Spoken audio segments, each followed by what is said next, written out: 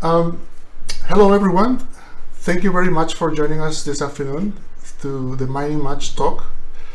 And in this opportunity, we have a golden guest. I call it a golden guest because he has 50 years of experience, and he is decided to bring that knowledge and share with us his experience and all his career to talk about this specific topic, that is trend of unit value of mineral exploration properties. So as you know, we miners, we create value out of ground, but when these metals are in the ground, they are worth pennies on the dollar. But Ryer will tell us more about these details and how he do these valuations. So Ryer, without further ado, I turn the floor to you, and thank you very much for your time and for being with us today. Okay, thank you.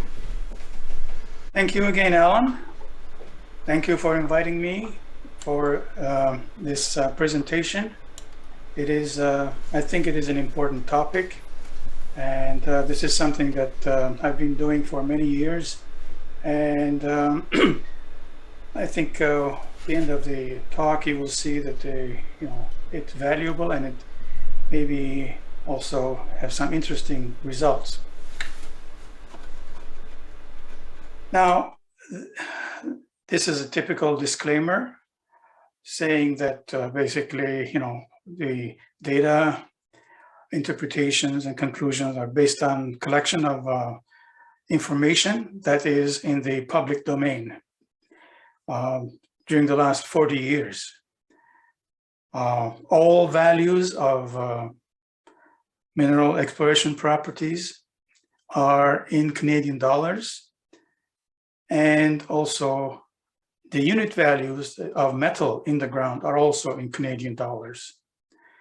And I should also mention that this talk is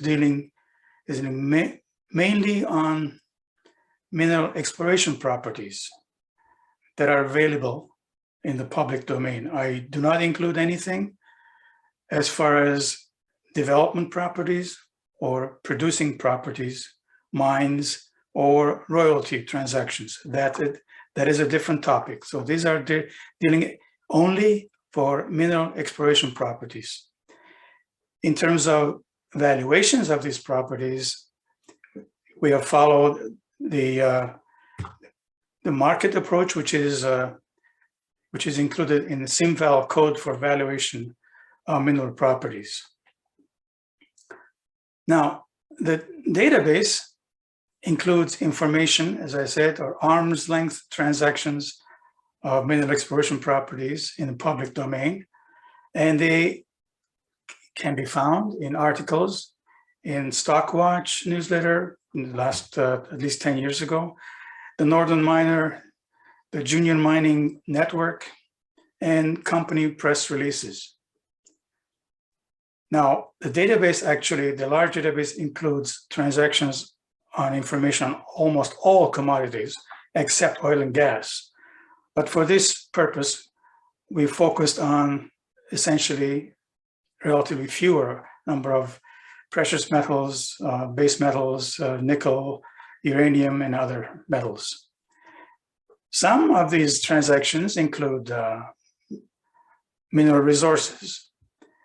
And to quote a certain unit value for these metals, we have considered that the different categories of the resources that are reported in these press releases, they are of equal value.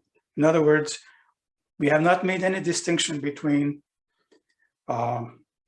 measured resource, indicated resource, or inferred resource, or stockpile from an old mine. For the purpose of this talk, we've considered them to be of equal value. We are not doing a resource estimate here. We're just quoting what people are saying. They have reported that they have certain amount of resources on their properties. So now, as I said, although the database includes much information on transactions around the world, but for this presentation, we are going to focus on major mining jurisdictions. These are in Canada, USA, Mexico, Australia, Argentina, Brazil, Chile, Colombia, and Peru. When you consider overall number of transactions, the ones included in this list of countries that I've just listed, they comprise more than just over 90% of total transactions in the world.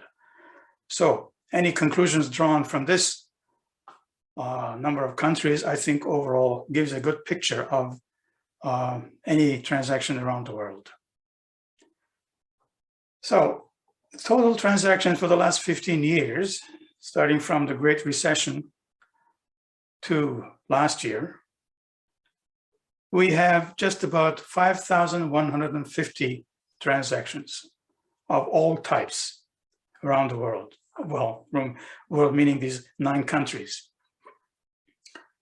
And you can see that Canada, by far, has the largest number of property transactions around the world. And therefore, we will spend a bit more time in this talk regarding Canada. I think would make sense. Looking at, again, regions, comparing regions, how many transactions have occurred in the last 15 years, we see that, again, Canada has more than half of the total transactions. South America coming second, distant second, USA close to South America, then Mexico, Africa.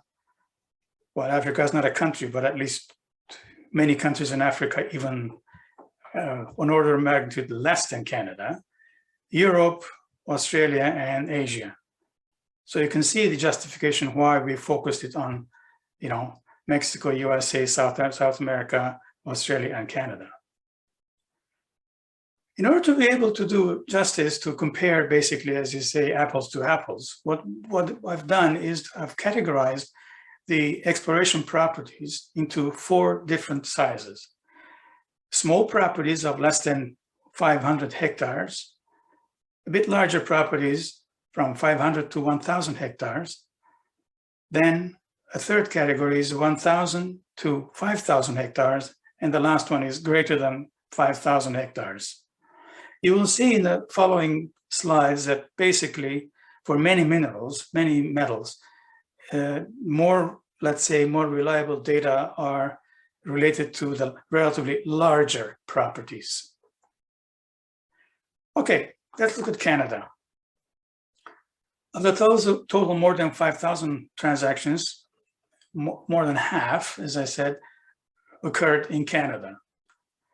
From the year of the Great Recession, 2007, to about 2014, we've had an average of about 125, 250 transactions per year. Then there was a drop in 2015, and then it picked up again with a peak in 2017, going down again in 2019, and the last couple of years, we've had, again, pretty healthy number of transactions, around 225 or so. Now, when you look at the commodities of these transactions, we see that gold by far is the largest number.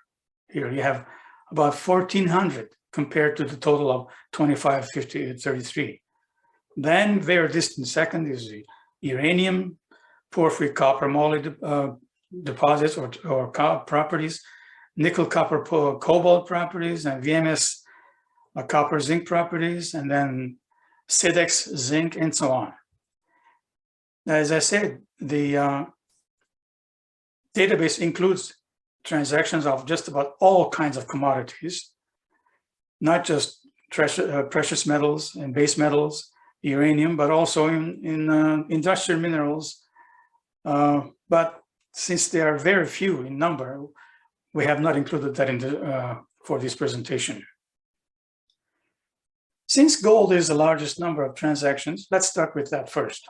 as I said, we up to 2,500 or so, we have 1,400 gold transactions, which was, except for the year 2009, again, it was in the order of about 60 to 70 average per year overall. And then a drop in 2015, picked up again. This basically reflects the number of total transactions, obviously, because gold is the largest number. It makes sense. And you'll notice that here, of the number of gold transactions, or gold property transactions, relatively speaking, the larger numbers, as I said before, are more numerous than the smaller properties. And the graph in the right, you see that this shows the unit property value. It's dollars per hectare. It's a bit jagged, but when you consider the larger properties, the yellow and the gray, you can see they're more consistent. And the unit values are around roughly about $500, except for 2020, which was at peak. But in general, it's around for $500 per hectare. In terms of unit value of metal in the ground, that's gold, ounce of gold in the ground, again, more reliable data. You can refer to the larger properties, the gray and the yellow. And there seems to be a general gradual increase of, let's say, around $10 or less to almost $20 per ounce of gold in the ground.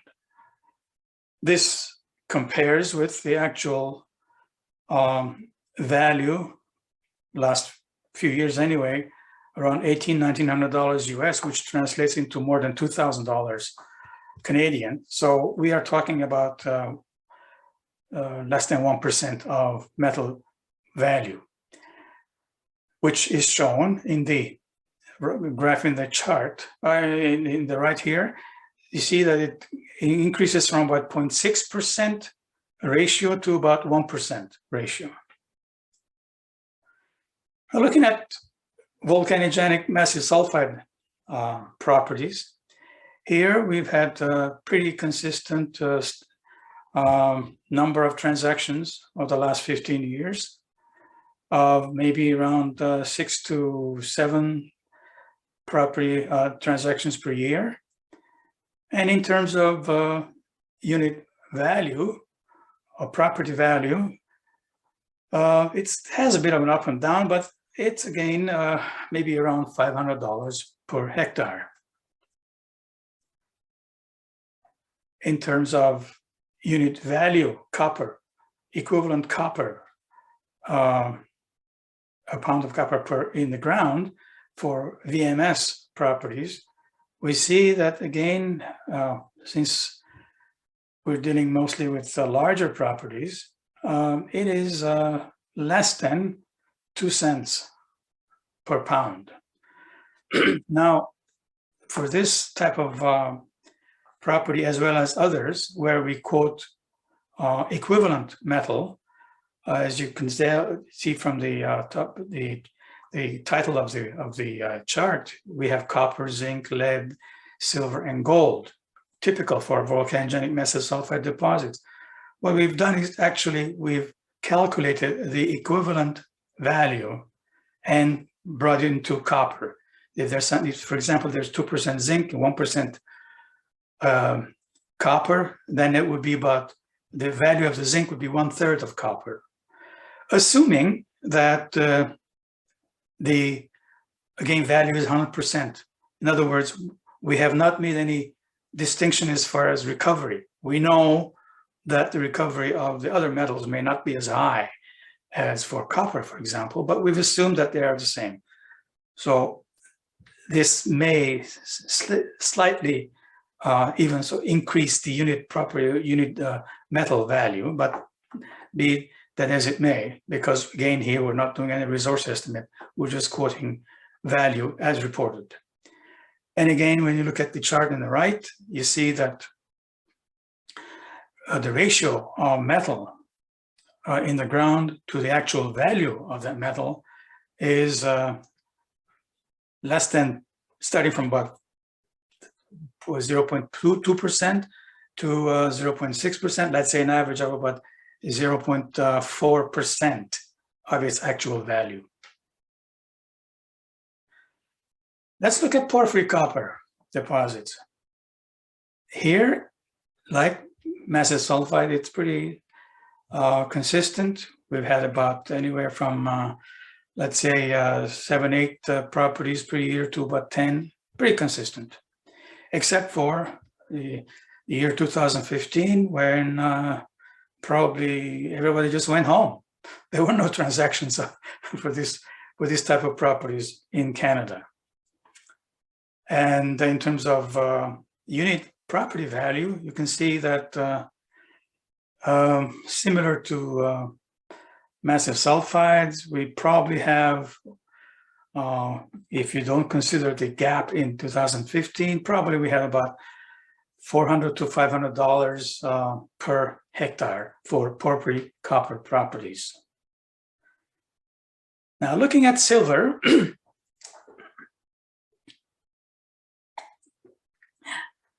we see that there are relatively few transactions during the last 15 years, starting from about, say, 2 transactions to 4 total transactions in any given year. We don't have that many just single metal silver properties in Canada. That's why we don't have that many transactions. It had increased a bit because this sort of reflects maybe a bit the cobalt and mainly the cobalt picture, which we'll see in a minute. And in terms of unit metal value in the ground, we see that, the unit property value, we see that it is maybe, again, if you consider we're dealing mainly with larger properties, roughly around $1,000 on average, give or take. And for unit metal value, again, well, this is a bit, well, there's very few data points, I admit, but we are looking at a relatively higher ratio than for gold. In other words, we're dealing with maybe 10% or less of actual of metal value. And the same thing for the picture in the right. Now let's look at graphite. Graphite is, well, a bit like a flavor of the year kind of a picture here. We've had a frenzy of activity, transactions in the year 2012 to 2014 almost, and it was very quiet. And then just a few more transactions in the year 2018 and 19, and almost nothing in the last couple of years. This just reflects the market, obviously, and that's what happens. In terms of unit property value, this is surprisingly low, around $200 per hectare. I just don't have any explanation for that. It just, I guess people consider that, graphite is not as important as gold, probably. Looking at cobalt, again, this is a flavor of the month or flavor of the year kind of situation. Frenzy of activity transactions in the year 2017 and 18, and nothing before, nothing after, nothing since. And because it's so concentrated, it's very hard to give a unit property value, dollar per hectare, but probably it will be in the order, in the neighborhood of about $1,000 per hectare. Looking at magmatic nickel, copper, cobalt, and PGE properties, we see a pretty good picture, consistent number of transactions, maybe 8 or 9 per year, which doesn't really reflect, I don't think, the current market activity for electric vehicles, but we've seen this, just pure nickel properties. There's always fair number of transactions during the last 15 years. When you consider the unit property value, again, considering mostly the larger properties, we see approximately $1,000 per hectare. Well, of course, there are some exceptional high numbers. In particular, the one in 2020, that's, I think it reflects the transaction of Canada Nickel, which acquired a number of properties near Timmins. But in general, it's about $1,000 per hectare on average. Again, here you can see the number of unit value of metal in the ground. They have been very low, of 0.2, a tenth of a cent to 1 cent or 10 cents in general throughout the 15-year period, except for that peak one high value 2020 when we had the transaction for Canada Nickel. And here again, a similar picture, you see very, very low values as far as nickel in the ground, except for that one high value. Looking at lithium, similar to graphite and cobalt, we've had essentially two peaks, but here there may be a start of a third peak starting in, well, there was nothing in 2020 essentially, but last year. And this looks like it's gonna stay because more and more people are looking for these type of properties for the transition to electric vehicles. And in terms of unit property value, we see that this is again higher than gold. It's starting for around, say, from $1,500 to almost $1,000.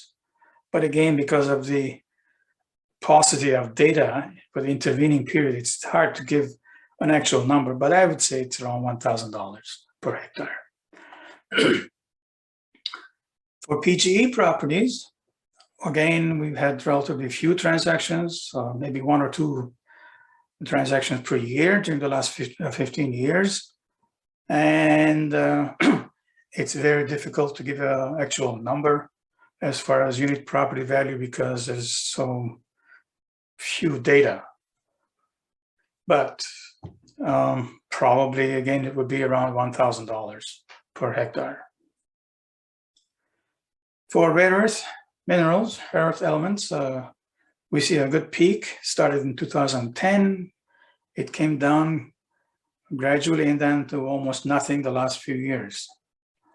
I'm kind of surprised at this one because rare earths are just as important for electric vehicles as lithium or cobalt. Nevertheless, that's the situation. And in terms of unit property value, we see that again, it is kind of similar to gold or base metals, hugging around $400 or $500 per hectare. And finally, looking at the SIDEX type of sulfide zinc lead deposits or properties with those kind of mineralization. Pretty quiet in the early part of the last decade. Some activity in the mid part, almost nothing in 2015, and it picked up in 2016 and 17, nice peak. And the last couple of years, we've had about roughly 8 or 10 transactions per year. This kind of also reflects in the sense that we have more activity, so therefore we have more reliable data, and unit property value, it is in the order of, let's say, around $500 per hectare. So now you bring it all together, consider all different commodities in Canada, and they kind of fall in 3 groups. The first group, which high number of unit property value, say from $800 to $1,000 per hectare, are for cobalt, PGE, silver, and nickel, copper, cobalt properties. And then you have the second group of gold and lithium from about $400 to $500+ per year per hectare. And the third group is copper, the VMS, porphyry, rare earth, zinc, and uranium, roughly from say over $220 to $300 per hectare. And finally, well, I'm not going to say it's a group, graphite, which is just a straggler, I guess, in this whole group. So that was Canada. Let's look at US. During the last 15 years, we've had just under 700 transactions, starting the average of, let's say, about 32, 40, 45 transactions per year until about 2015. Then it picked up like anything else. In 2016, had a peak in 2017. And the last couple of years, we've had about 68 or so transactions per year. When you break it down to commodity, similar to Canada, you see that gold is the most favorable, most favorite, most frequent transaction. Everybody wants gold, everybody likes gold. And then followed by copper, more porphyry copper, uranium, lithium, silver, similar picture to Canada. Okay, since gold is a most frequent transaction, again, of the almost 700, we've had 420 for gold, which means it's almost 60% or more of total is gold. We've had a general increase in the number of transactions for gold, and but not such an high number or increase for gold, for larger properties for gold, as you can see from the yellow and the orange lines. And for unique property value for gold in the States, it's again pictures are jagged for all of the categories of properties. When you consider the larger ones, you see that on average we have about $2,000 per hectare for gold properties in gold in the States, which is much higher, much higher than in Canada. It was about 500 in Canada. Here it's about 2,000. In terms of silver properties, again, not too much activity, maybe 2 to 4 transactions per year in the States. And well, more activity last year for sure. And when you consider unit property value, here it is a bit broken because of lack of data. But again, I think you can make a case that it's probably close to $2,000 per hectare, similar to gold. For porphyry copper moly deposits or properties, again, nice and consistent, although small number of transactions, but at least consistent from year to year throughout the 15-year period of, let's say, 5 to 6 transactions per year. And here, similar to Canada, when you consider especially the large properties, the yellow line, very, very low values as far as unit property value dollars per hectare, close to $300-400 or so. For slightly larger, I mean, in other words, the 1,000 to 5,000 hectare properties, it's slightly higher, close to 2,000. But on average, maybe again, you can say, let's say around $1,000 for the larger properties per hectare in the States. For the metal value, unit metal value in the ground, gold in the USA, again, similar to Canada, you can see that it has hugged, the about $20 per ounce equivalent gold line.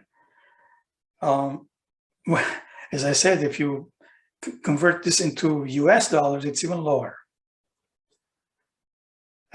For copper properties, again, similar to Canada, the unit property value is less than 2 cents on average. Now, for uranium properties in the States, then again, like the other metals, we had a more consistent, although fewer number of transactions for the last 15 years, maybe about 3 transactions per year. And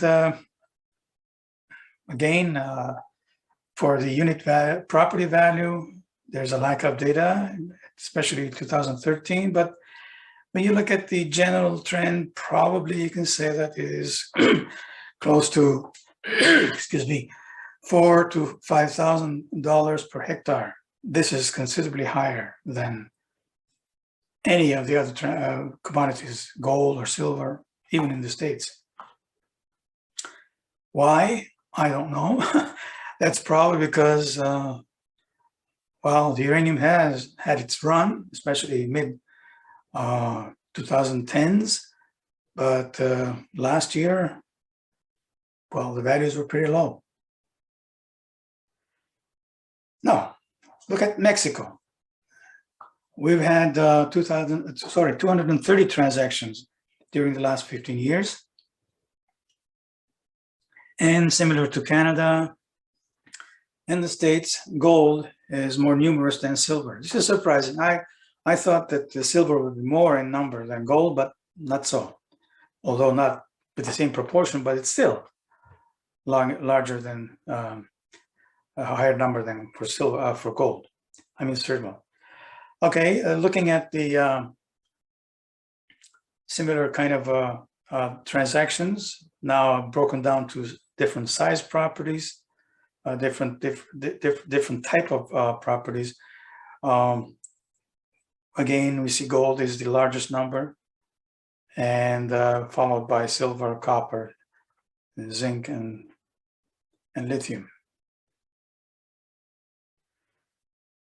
Now, for gold, again, for Mexico, these are mostly dealing with larger properties. The unit value of the gold properties, because they are more in number, is well, it started maybe around 1,000 or less, but last 10 years or so, it has come up to almost an average of about $2,000 per hectare, kind of similar to the States. For silver properties, surprisingly, there are fewer in number as far as transactions in the first half, or from 2007 to 2013, and picked up from there to almost 5 or 6 transactions per year. And in terms of unit property value, again, it's pretty jagged, but you can draw a line and you can say that probably it is around $2,000 per hectare for silver properties in Mexico. Pretty consistent between Mexico and the States.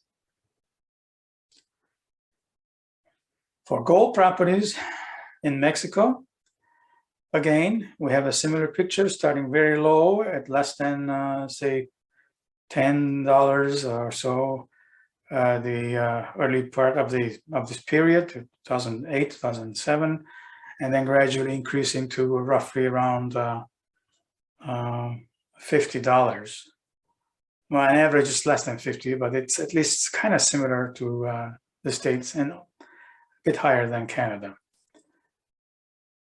And in terms of unit value for ratio of silver paid compared to its actual price, we see that similar to Canada, we've had a higher proportion of paid for silver than for gold. More than 20% instead of 2% or 1%. Okay, let's look at Australia. Here we've had 116 transactions during the last 15 years. Again, the market activity was slow in the first part of the period from 2007 to 2014, maybe 5 or 6 or 7 transactions per year. And similar to Canada, I guess everybody went home in 2015. And then we picked up again, similar picture in Canada. But not so much, surprisingly not so much last year. look at the commodities picture, like everywhere else, gold is the most prominent member of the commodities in terms of transactions, followed by uranium. By the way, most of these transactions in Australia are predominantly, they are all in Western Australia, both for gold as well as for of uranium. When you look at the number of properties, it kind of reflects the total number of transactions for gold. Basically two small peaks, 2017 and 2020. And for the unit value, unit property value for gold in Australia, well, it ranges. When you sort of ignore the two individual high peaks, I think you can make a case for probably certainly less than $500, close to maybe $200, $250 per hectare or gold properties in Australia. Okay.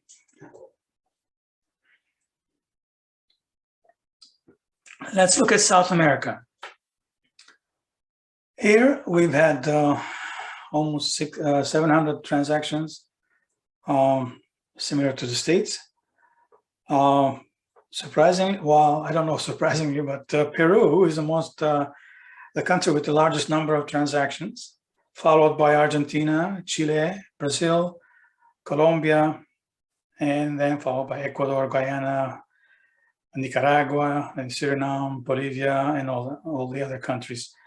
And you can tell from this picture that that's why I picked the first 5 countries as a focus for this talk, because compared to the other countries in South America or in Central America, the 5 countries are the real big centers of jurisdiction where most of the activity has happened and is happening. In terms of commodities, you can see the same picture as we saw elsewhere in the world, that gold is the largest number of transactions, followed by, in this case, copper, moly, lithium, silver, uranium, very, very small. That's only the last few years, couple of years in Argentina, but uranium doesn't really come out as a big major transactions for the whole continent as a whole. For Argentina, yes, but not for the whole continent. Now, when you consider the actual unit property value in South America, let's consider, country by country. Excuse me. You can see that unit property values are in the order of maybe less than around $500 to $1,000 for Brazil. For Chile, it's about, except for one high number, the others, larger properties indicate it's around $1,000 per hectare as well. In Peru, we have surprisingly higher numbers, slightly higher, ranging from $1,000 to $2,000 per hectare. And for Colombia, well, it's hard to say, hard to give a number. There's 2 trending values, and it's hard to give an average. Take your pick. It could be anywhere from 200 to 1,000. Let's say midway, maybe 500 or 600 again. I don't know. Okay, bring it all together for South America. We can see that the average actually unit value per hectare is overall about $1,000 per hectare. As you see, it varies from country to country, but when you consider the whole total continent, it's $1,000, pretty fair guess. And since gold is the most predominant commodity, looking at the unit metal value, we see that similar to other places, it has trended from around, let's say $20 per ounce of equivalent gold in the ground to around well, let's say $15 to $25 per ounce of equivalent gold. Similar to Canada, similar to the States. Okay. We mentioned that there were more than 4,000 transactions worldwide. And here we see again, same picture, Canada dominates everything else. And for that reason, we see with this, in this picture, combining all together Canada and the other countries, we see that in terms of unit property value, two countries are in the first group that are high values, Mexico and USA, anywhere from say $1,800 to $2,200, $2,300 per hectare for gold, for large gold properties. And then you have second group, Brazil, Peru, Chile, Colombia, Canada, anywhere from $500 to around $700, $750 per hectare. Big difference between this group of countries, including Canada and Mexico or the States. And then the third group, Australia and Argentina, which are around $250 per hectare. In terms of unit metal value, since gold is the most common one, let's look at gold. Again, here we have essentially three groups. In this case, the countries have switched. Brazil is the highest number, highest value, in other words. We have around Brazil and Argentina, around $40 per equivalent ounce of equivalent gold. Then you have Australia, Mexico, Canada, Chile, and USA, ranging from about $15 to around $24, less than $25 per ounce of equivalent gold. And this is a surprise to me anyway, Peru, very cheap. Data indicate that we have only about $5 per ounce of equivalent gold. And Colombia, well, Colombia is a different case, maybe because there's so, I don't know, maybe too small properties. Many of the properties are very small in Colombia. Okay, so in conclusion, I think we can easily say that gold is king. Transactions of gold properties, exploration properties are the most common around the world. In terms of unit property value, we have three groups, USA, Canada, USA, Mexico, sorry, anywhere from $1,800, $1,900 to $2,300 per hectare. Then the five other countries, Canada including Brazil, Peru, Chile, and Colombia, about $530 to $750 per hectare, and Australia and Argentina are cheap, around $275 to $300 per hectare. In terms of unit metal values, we have again three groups, Brazil, Argentina, with a high number, high value, paying about 2%, roughly 2% of metal value in the ground. And then the other countries, Canada, Australia, Mexico, USA, and Chile, anywhere from $15, $16 to $24, approximately 1% of the metal is paid for metal in the ground. And then Peru and Colombia, which are very, very cheap in terms of unit of metal in the ground. Finally, I think this is a takeaway that we can really focus on and think about is in terms of property transactions, Canada is one of the cheapest places to do business. Thank you. I'd be happy to answer any questions you may have. Thank you, Ryer. That was very insightful presentation. I'm going to open the microphones now, so if someone from the audience would like to ask Ryer the questions, you can go ahead now.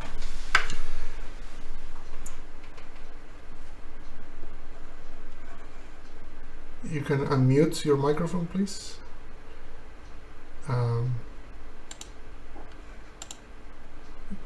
can you state your name and just go with the question?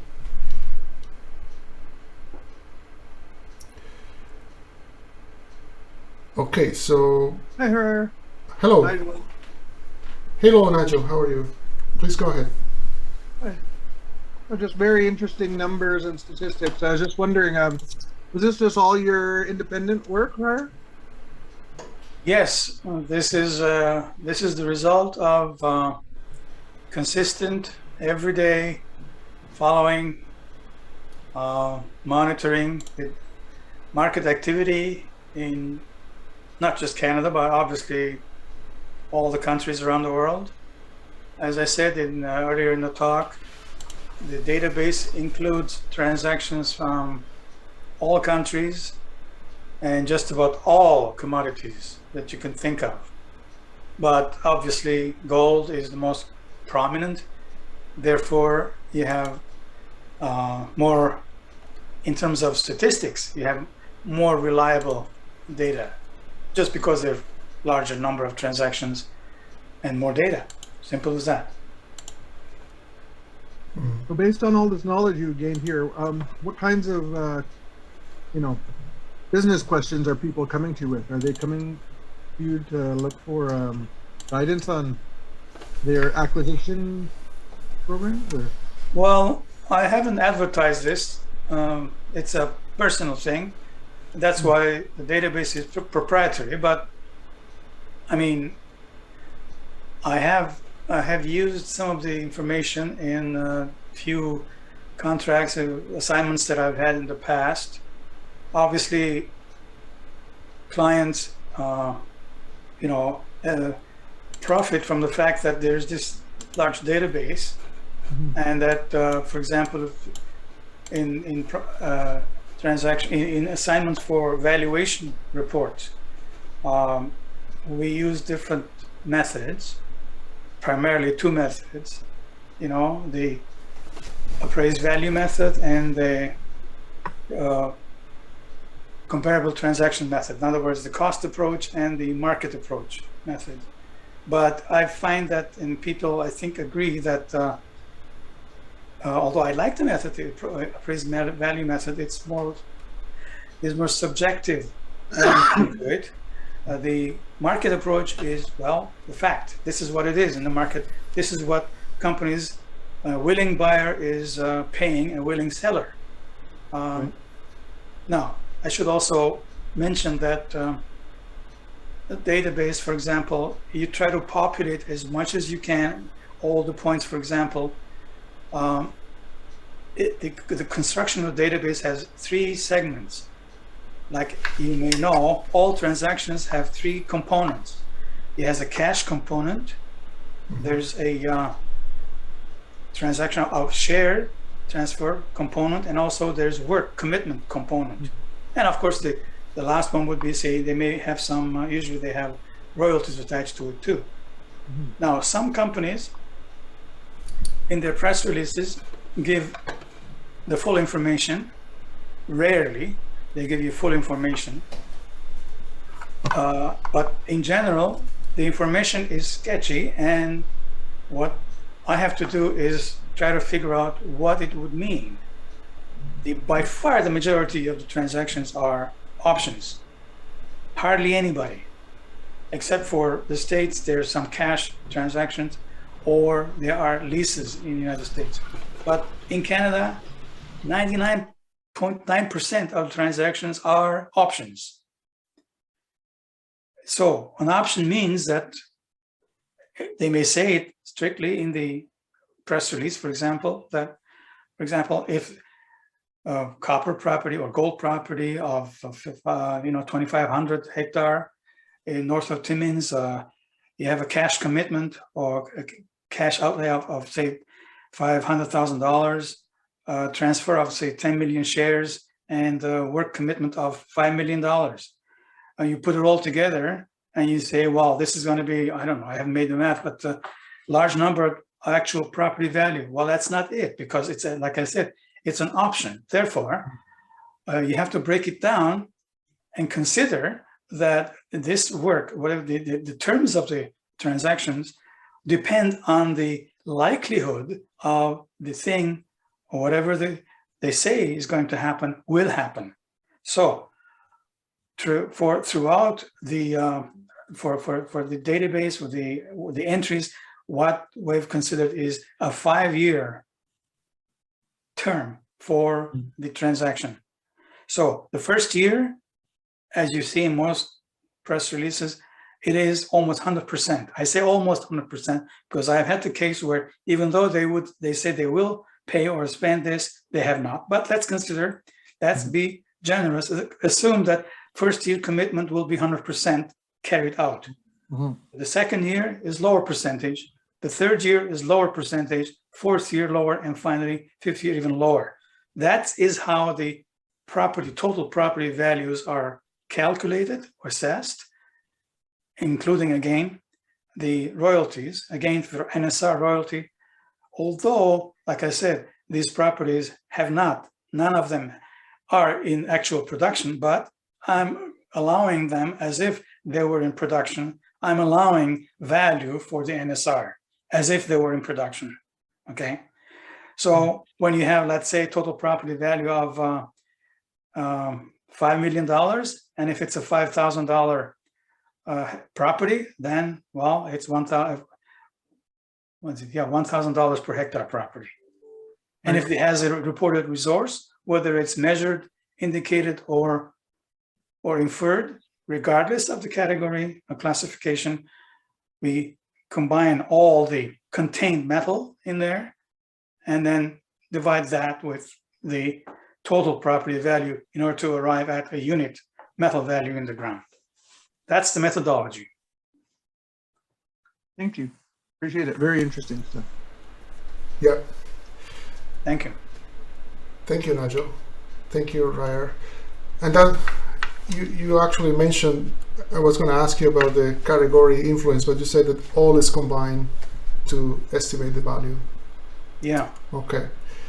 So sometimes, I'm in the consulting business and I have many people coming to me and say, I have this property somewhere in South America.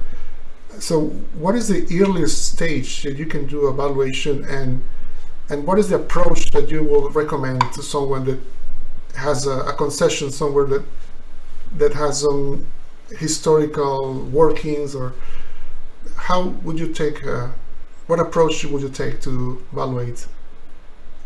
Well, when you look at, for example, when you looked at more than 5,000 or 10,000 transactions, you get a pretty good picture, a general idea as to how things are looked at, how things are assessed. Obviously, and this you probably have noticed in some of the slides, I say obviously a smaller property will have a higher unit property value than a larger property. Right. 500 hectare property will have a higher, let's say $600-700 per hectare value than a property which is 10,000 hectares. There, the value would be around $250 to $300 or even less, regardless of the quantity. That's only because, you have something maybe concentrated more in the smaller property as far as value than in the larger one. But by the same token, well, when you look at it a different way, we have examples, for example, or in a smaller property, if with a resource, Yeah. it is lower unit metal value given than for a larger property. Now, this may seem sort of paradoxical, but it's not, because I guess people look at it and say, well, this small property, 500 hectare property, it's limited. That's all it has. But for the larger property, even though it may have fewer ounces, but it has more potential to have ounces. Therefore, I give a higher value. Or targets the potential. Yes. Exactly. Yeah. Okay. So, and obviously, it depends on where the property is. As you know, in real estate, there are 3 things to consider in real estate: location, and location. The same thing here in mineral properties too. For example, a property in Northwest Territories, in the boonies, in Nunavut, are last in value Yes. total value and unit value, obviously. Then say property near Timmins, obviously. Exactly, because Because it's you a have mining infrastructure. district. Yeah. Yeah. Yes. Okay, that makes sense. Yeah. I have very few people still in the call. If someone has another question for Ryer, please do it now. Otherwise, we will end this webinar. I see we have Andrew, Cynthia, Gordana, Gustavo. Please go ahead. Ryer, thank you very much. Very interesting discussion. Can you hear me? Hi, Andrew. Yes, please go ahead. I really appreciated the slope of the line over time, showing the appreciation value of gold, silver, etc. Have you taken inflation into account? Have you baselined the numbers? That's a good question, Andrew, but no, I have not. These numbers are all fixed numbers, but certainly when you consider inflation during the last 15 years, except for just starting now, this year, it's been very, very low numbers. So it may affect, I don't know, 1 or 2% on average, but no. What I have done is actually especially considering the contained equivalent gold and silver, whatever the case may be, I have considered the value at the time in the year the transaction was made. Okay, so considering that, when you know the actual average numbers are not changing very much at all. So yes, inflation may have a very slight effect, but overall, not very much. Maybe some first decimal or something. Okay, well, very, very good answer. I just needed to eliminate one more unknown in my equations. Okay, Yeah. thank you. Yeah. Cheers. Thank you, Andrew.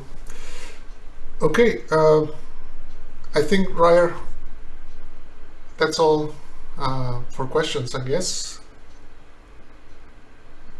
We give a couple of seconds to, if someone else has a question, please go ahead now. Otherwise, we finish.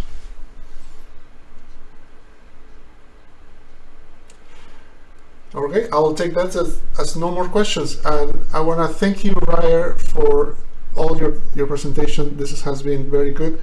This presentation will be published in our Mining Match network, and it's for everyone else to watch later on. Thank you, Alan. Thank you. Have a very good afternoon. Thank you. Goodbye. Bye now. Goodbye.